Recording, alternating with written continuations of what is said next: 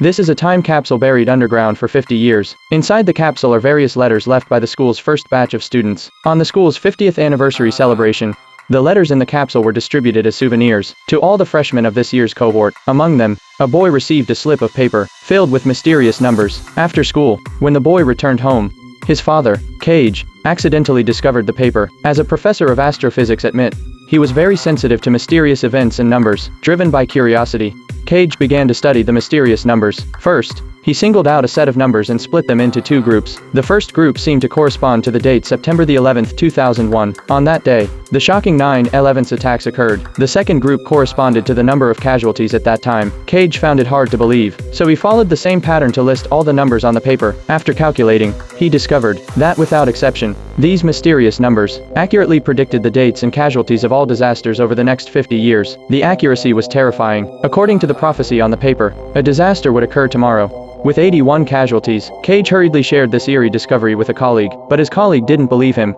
and dismissed it as a mere coincidence. The colleague even questioned the meaning of the extra numbers. Cage was stumped because he didn't understand either. That night, when Cage returned home, he stayed by the TV all night, closely monitoring global news, but until he woke up the next day, nothing happened except for heavy rain outside. With doubts in his mind, Cage went to pick up his son from school. However, there was a severe traffic jam on the way. At that moment, he glanced at the navigation system by chance, and suddenly noticed that the coordinates of his location matched the extra numbers exactly. This indicated that the disaster was likely to happen right here. Cage quickly got out of the car to ask the police about the cause of the jam. The officer, however, looked behind him with a terrified expression.